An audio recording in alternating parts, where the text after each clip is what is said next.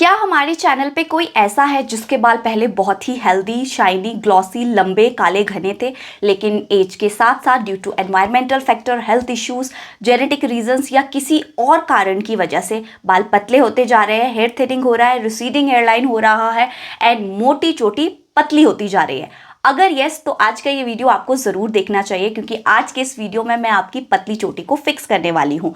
आज का ये वीडियो बेसिकली रिक्वेस्टेड वीडियो है। हमारे चैनल की एक बहुत ही प्यारी सी मेंबर ने ये वीडियो बनाने के लिए कहा था, जो कि कॉलेज गोइंग स्टूडेंट है। तो आज जितनी भी रेमेडीज़ होंगी वो ऐसी रेमेडीज़ होगी जिसमें आपका ज़्यादा टाइम इन्वेस्ट नहीं होगा। आप इजीली ये चीज़ें अपने हॉस्टल में कर सकते हैं, या अगर आप घर पे रहते हैं तो घर पर भी कर सकते हैं। अब इन रेमेडीज़ को ना आप मना नहीं करेंगे, कोई एक्सक्यूज़ नहीं देंगे, क्योंकि मेरे मेडिकल कॉलेज के डेज में लिटरली हमारे पास खाना खाने का टाइम नहीं होता था, बट आप किसी तरह से अपना टाइम एडजस्ट करके अपने बालों के लिए ये सारी चीज़ें आराम से कर सकते हो।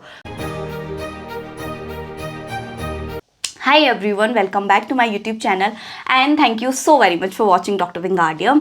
I hope you all are doing great and loving whatever you guys are doing. तो आज के इस वीडियो में हम फिक्स करने वाले हैं हेयर थिनिंग को। पहले समझ लेते हैं कि हमको हेयर थिनिंग क्यों होती है। इसके देखो काफ़ी सारे रीजंस होते हैं।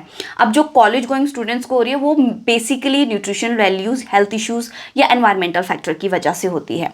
तो इन सब चीज़ों के लिए सबसे पहले तो हमें अपनी इंटरनल हेल्थ ठीक करनी होगी। तो हमें चीज़ें ऐसी ऐड करनी होगी जिसमें नेचुरल केराटिन होता है।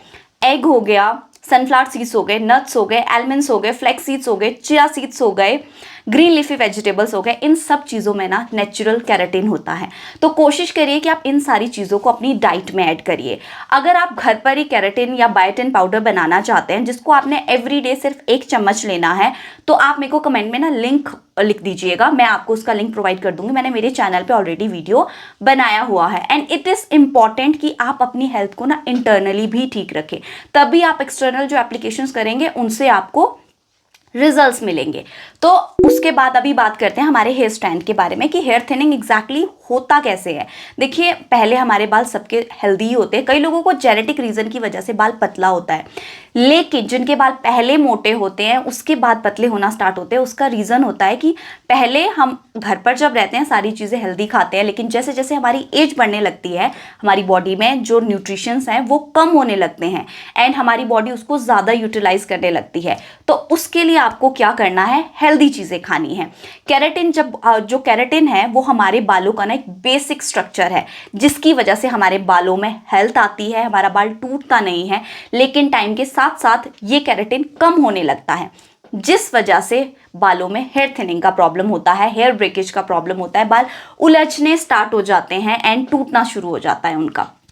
तो आज हम जितनी भी रेमेडीज बनाएंगे ना उन सब में नेचुरल केराटिन होगा, क्योंकि आपके साथ 3 रेमेडीज शेयर करूंगी, एक टोनर, एक हेयर मास्क, एक हेयर ऑयल। अब हम वीक में 3 बार हेयर वॉश करते हैं। सबसे पहले तो दिमाग में ये चीज़ मान लीजिए कि जब भी आप हेयर वॉश करेंगे ना, हेयर वॉश को आपने कभी भी बालों को ड्राई नहीं धोना है, कुछ ना कुछ बालों में ज़रूर लगाना है। कॉलेज जाते हैं, हर टाइम हम बालों को धोने से पहले कुछ भी नहीं लगा सकते। जो हेयर टोनर बता रही हूँ ना, वो आप 15-20 मिनट पहले बालों में लगा लीजिए एंड उसके बाद नॉर्मल बालों को वॉश कर लीजिए। कोई ज़्यादा देर रखने की ज़रूरत नहीं है, 20 मिनट भी रखेंगे ना, ये 20 मिनट में भी कमाल कर सकता है। ये इतना पोटेंट है। अब ये इतना पोटेंट क्यों है आपको अभी समझ में आएगा। सबसे पहले आपको चाहिए 2 चम्मच राइस, बस उसको आप धो लेंगे अच्छे से एंड उसको एक बोल में आप ओवरनाइट छोड़ दीजिए, 24 घंटों के लिए छोड़ दीजिए। मतलब आज रात को भिगोइए, नेक्स्ट नाइट आप उसको क्या करेंगे, उस पानी को 1 लीटर की बॉटल में डाल दीजिए एंड उस बॉटल को पूरा भर दीजिए। लाइक 1 लीटर पानी में आपने 2 चम्मच राइस, उससे ज़्यादा लेने ही नहीं है। उस राइस को आप अपने खाने वाले चावल में यूज़ कर लीजिए या चिड़िया को डाल दीजिए, it is all up to you. अब जिस बॉटल में आप इस वाटर को स्टोर कर रहे हैं ना, उसमें अब आप ऐड करेंगे ऑरेंज पील्स या लेमन पील्स। अब ये मैंडेटरी है, क्योंकि इसमें इतना पंजेंट स्मेल आता है ना कि हम उसको बेयर नहीं कर सकते, लेकिन जब उसमें ऑरेंज पील डालेंगे तो एक फ्रेश सा फ्रेगनेंस आएगा। अब इसको आपने 15 मिनट तक ना रख देना है। कोशिश करिए कि आप 2 बैचेस बना लीजिए, 15 दिन तक आप इसको रख दीजिए, भूल जाइए कि आपने इसको बनाया है। या फिर अगर आपको एकदम इमीडिएटली ये रेमेडी स्टार्ट करनी है तो आपने क्या करना है, 2 दिन उसको रख लीजिए, उसके बाद एक स्प्रे बॉटल में डालिए और अपने पूरे बालों में स्प्रे करिए। नहाने से 20 से 25 मिनट पहले आपको ये लगाना है। आधा घंटा से ज़्यादा आप इसको अपने बालों में ना रखिए। ओवरनाइट अगर आप रखना चाहते हैं तो it is all up to you, but मेरा जो एक्सपीरियंस है ना इसके साथ, आई बिलीव कि 20 मिनट से ज़्यादा राइस वाटर को अपने बालों में नहीं रखना चाहिए, क्योंकि प्रोटीन ओवरलोड हो जाता है बालों में। तो देखिए कितना इजी है। आपको कॉलेज जाना है, कॉलेज सुबह आप उठे, सबसे पहले बालों में स्प्रे किया, उसके बाद हेयर वॉश कर लिया, कुछ ज़्यादा ताम झाम भी नहीं करना पड़ा।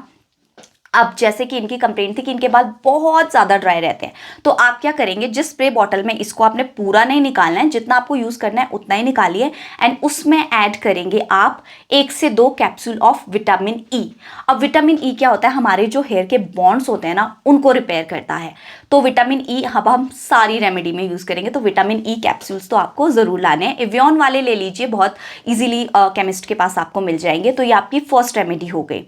ये बात आपने दिमाग में बिठा लेनी है कि हेयर वॉश आपको कभी भी ड्राई बालों में नहीं करना है। दैट मीन्स कि प्री कंडीशनर्स आपने हर बार यूज़ करने हैं, चाहे वो कुछ भी है। तो सबसे बेस्ट क्या है, राइस वाटर।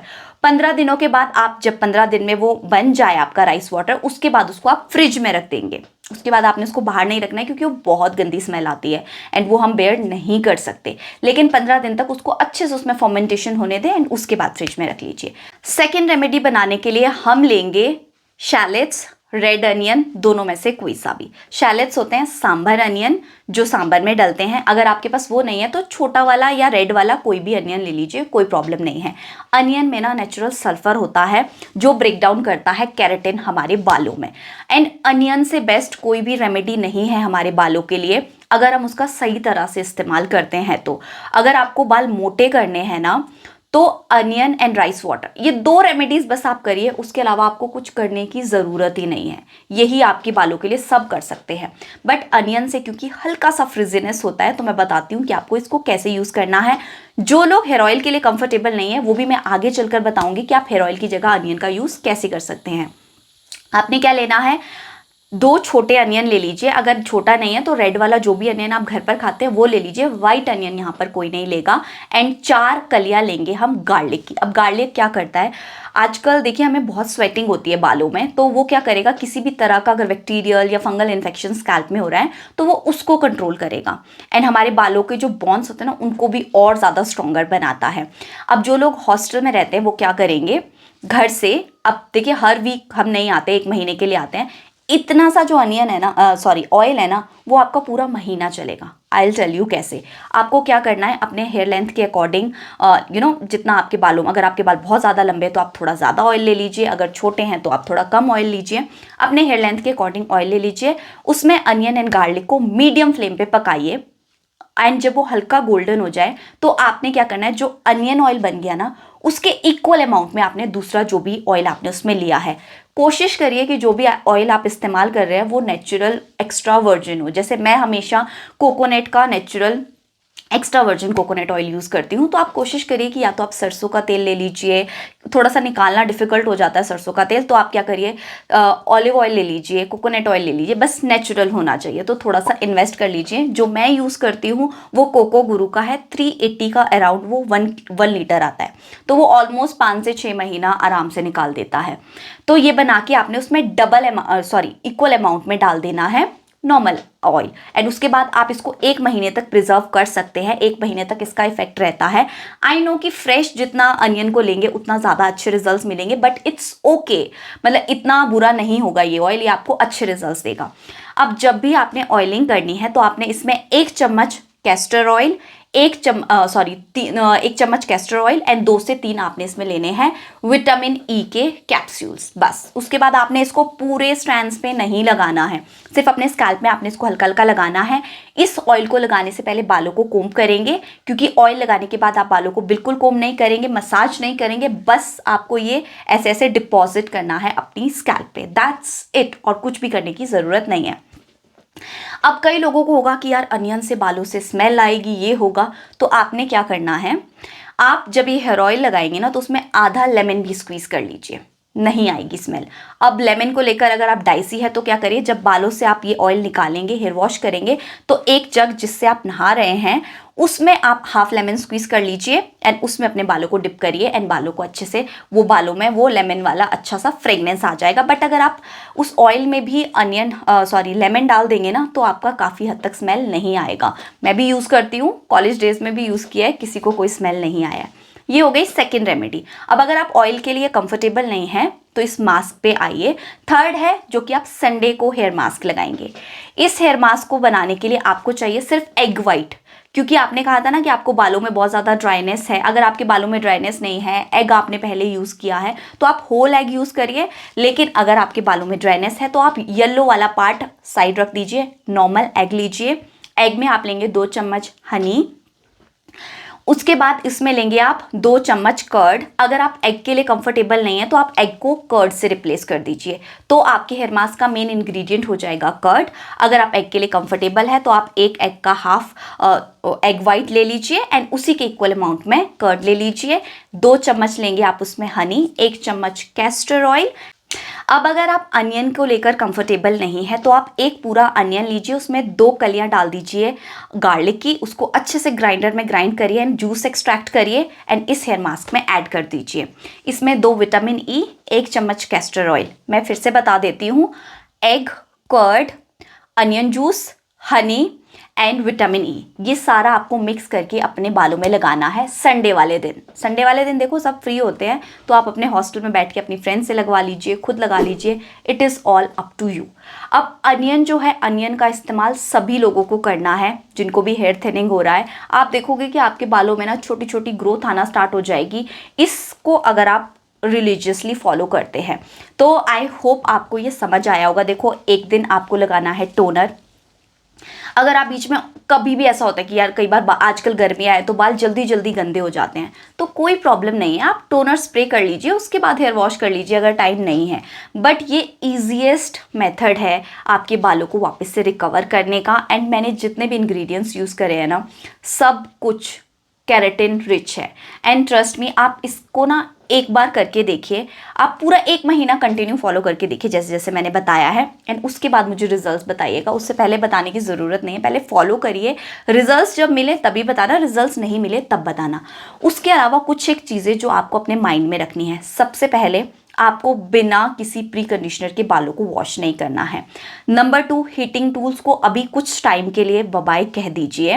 जब बाल कंप्लीटली हील हो जाएंगे ना, तब आपको अपने आप ही यूज़ करने का मन नहीं करेगा। अब देखो, मेरे बालों की क्वालिटी पहले इतनी अच्छी नहीं थी जब मैं कॉलेज में थी, लेकिन धीरे धीरे आप कुछ टाइम के लिए आपके बाल ख़राब लगेंगे, बट हीटिंग टूल्स बिल्कुल यूज़ मत करिए। जब भी सन में जाओ तो अम्ब्रेला या स्कार्फ से अपने आप को कवर करिए। यूवी रेजेस होती है, बालों के लिए, हमारी स्किन के लिए, दोनों के लिए ही अच्छी नहीं है।